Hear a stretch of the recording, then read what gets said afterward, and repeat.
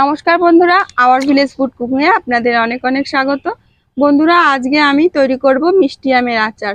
তো এই আচারটা তোমরা এই কাঁচা আমের সময় তৈরি করে সারা বছরের জন্য স্টোর করে রাখতে পারো। কিচ্ছু হবে না, নষ্ট হবে না, সারা বছর ধরে খেতে পারবে। তো দেখো, এই যে যে আমগুলো দেখছো, আমাদের ঝড়ে প্রচুর আম পড়ে গেছিল। সেই আম থেকে আমি ভালো ভালো কিছু আম রেখে দিয়েছি আচার করার জন্য। প্রথমে এই আমগুলো একটু ধুয়ে নিচ্ছে জল দিয়ে।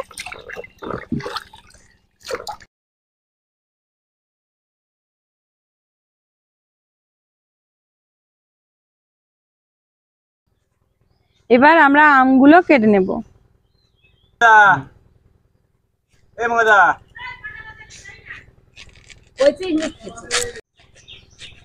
আচার বানানোর সময় লক্ষ্য রাখবে যে আমের ভেতরে যেন আঁশ হয়। যদি আঁশ হয় তাহলে আচারটা খেতে বেশি ভালো লাগে।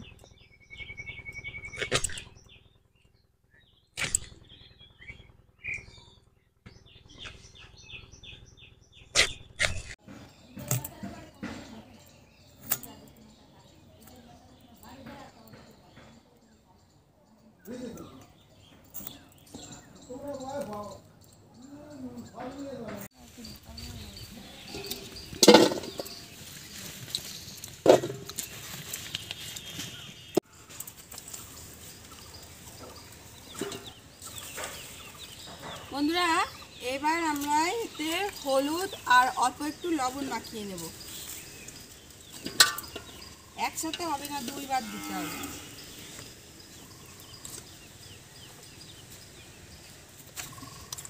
এই যে হলুদ,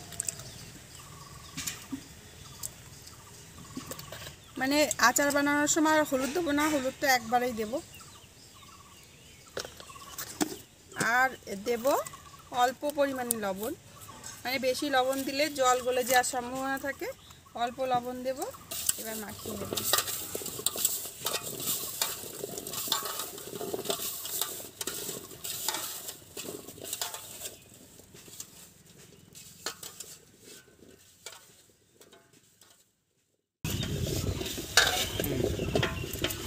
আমে লবণ হলুদ মাখানো হয়ে গেছে। এখন এই আমটা এক বেলার জন্য রোদ দেব। দুদিন রোদ দেবো না, একদিনই রোদ্দুর দেব। আর তোমরা চাইলে রোদ্দুর না দিয়ে করতে পারো, কিন্তু রোদ্দুর যদি দাও তাহলে অনেক দিন ভালো থাকবে।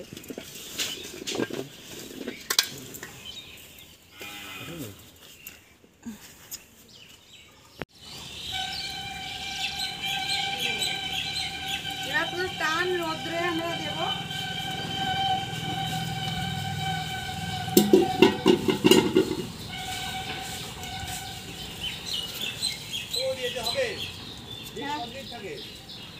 লেখা থাকে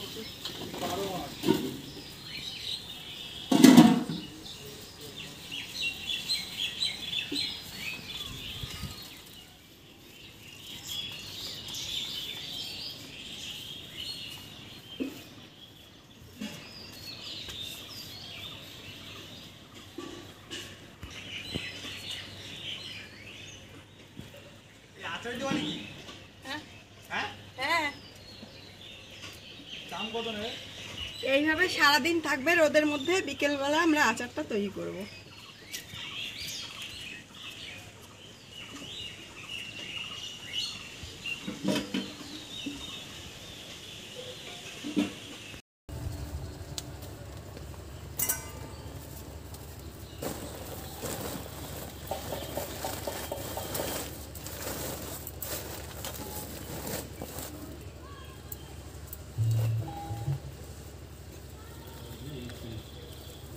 এই যে বন্ধুরা, আমরা একটা রোদ দিয়ে নিয়েছি। এবার দেখো, আমগুলো এক রোদ দেওয়ার পরে দেখতে ঠিক এরকম হয়েছে। এখন আমগুলো আমরা একটা সাইডে রেখে প্রথমে মশলাটা করে নেব।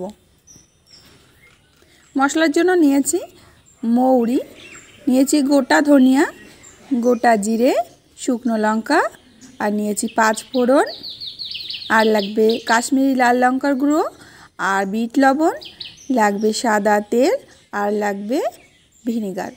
মোটামুটি এ কটা মশলায় আমাদের আচারটা তৈরি হয়ে যাবে।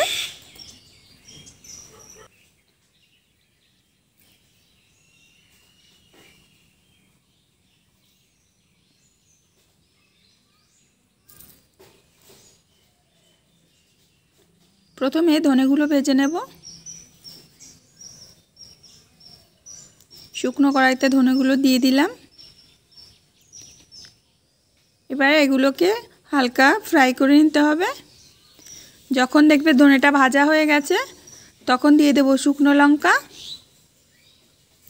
আর দিয়ে দেব গোটা জিরে। এবার দিয়ে দেব মৌরি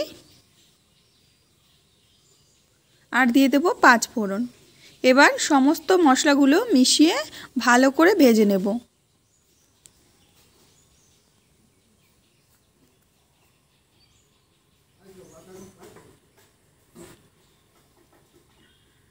মশলাটা আমাদের প্রায় ভাজা হয়ে গেছে, এখন নামিয়ে নেব।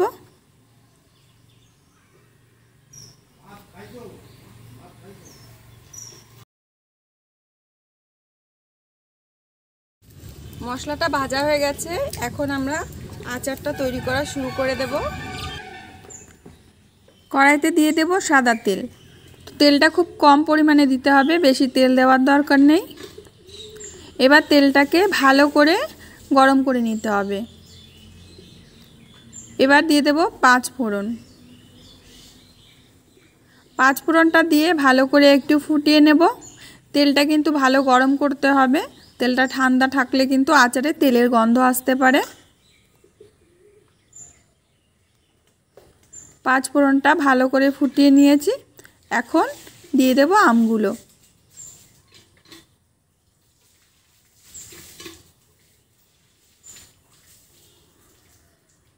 একসাথে আমি 1 কড়াই আম দিয়ে দেব। আর আচার বানানোর পরে কিন্তু 1 কড়াই থাকবে না, তো কমে যাবে। আমি কড়াই ভরে আম দিয়ে দেব, আর বাকি যে আমগুলো থাকবে আমি পরে আবার আচার বানিয়ে নেব।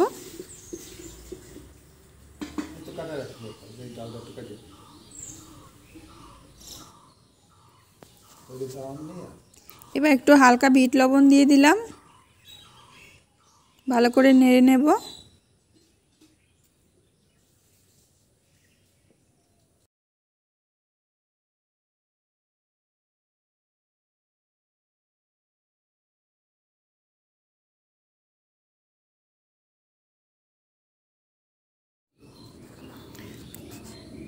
এবার ভাজা মশলাটা বেটে নেব। ভালো করে শিলপাটায় গুঁড়ো করে নিতে হবে মিহি করে, তো অনেকটা মশলা বাটতে অনেক সময় লাগবে।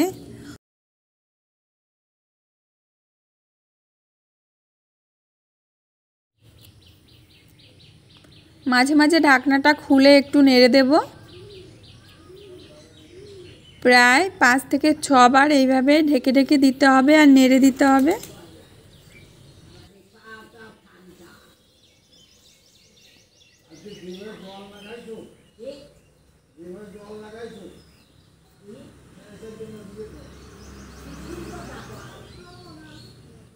এভাবে কিন্তু ঢেকে ঢেকে আমরা আমটাকে গলিয়ে নেব। আমটা যতক্ষণ না গলবে ততক্ষণ কিন্তু আমরা আমের মধ্যে চিনি দেব না। এদিকে মশলাটা আমার করা হয়ে গেছে।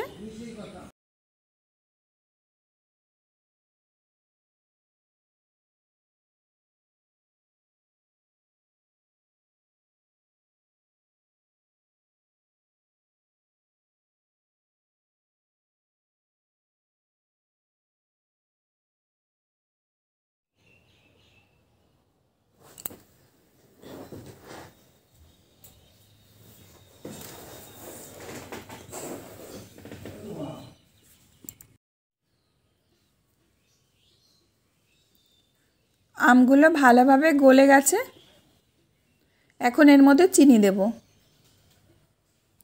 তো বন্ধুরা, আমাদের এখানে একটা অনুষ্ঠান হচ্ছে, তাই বাধ্যতামূলক আমার ভয়েস ওভার করতে হচ্ছে ভিডিওটায়। তো এইবার যতটা চিনি সব মানে 1 কিলো চিনি আমি দিয়ে দিয়েছি। 2 কিলো আমে 1 কিলো আমি চিনি দিয়েছি। এবার চিনি দিয়ে ভালো করে মিশিয়ে দেব। এইভাবে ভালো করে আমের মধ্যে চিনিটা মিশিয়ে দিতে হবে। মিশিয়ে দিয়ে তারপরে একটা ঢাকনা দিয়ে ঢেকে দেব, যাতে চিনিগুলো খুব তাড়াতাড়ি গলে যায়।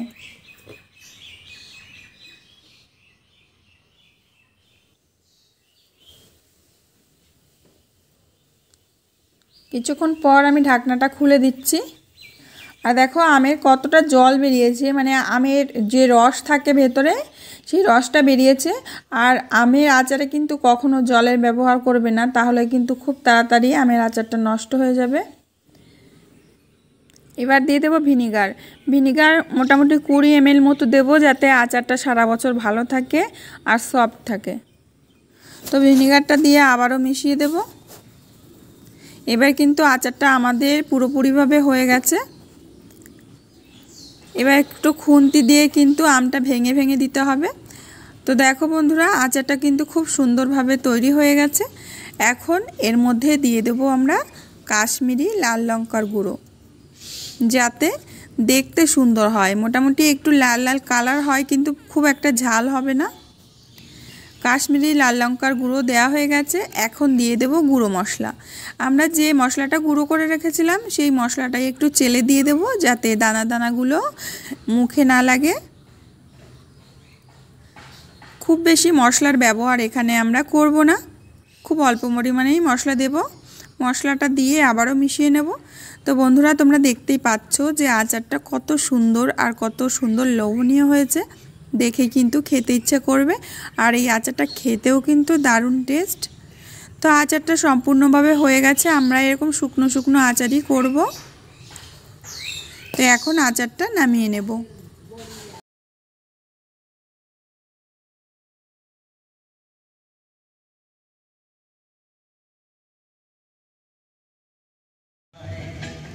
বন্ধুরা, এবার আচারটা আমরা ঠান্ডা করব, একেবারে ঠান্ডা করে কাচের বয়ামে ভরে রাখবো। আর এই আচারটা সারা বছর ভালো থাকবে, কিচ্ছু হবে না, শুধু মাঝে মাঝে একটু রোদ্রে দিয়ে দেবে।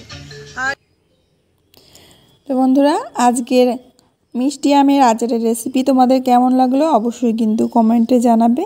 আর বাড়ির পাশে একটা অনুষ্ঠান থাকার জন্য ওখানে গান হচ্ছে, কপিরাইটের জন্য আমি ভয়েস ওভার করলাম। আমারও খুব অসুবিধা হয়েছে ভিডিওটা করতে, তোমাদেরও হয়তো একটু অসুবিধা হবে দেখতে।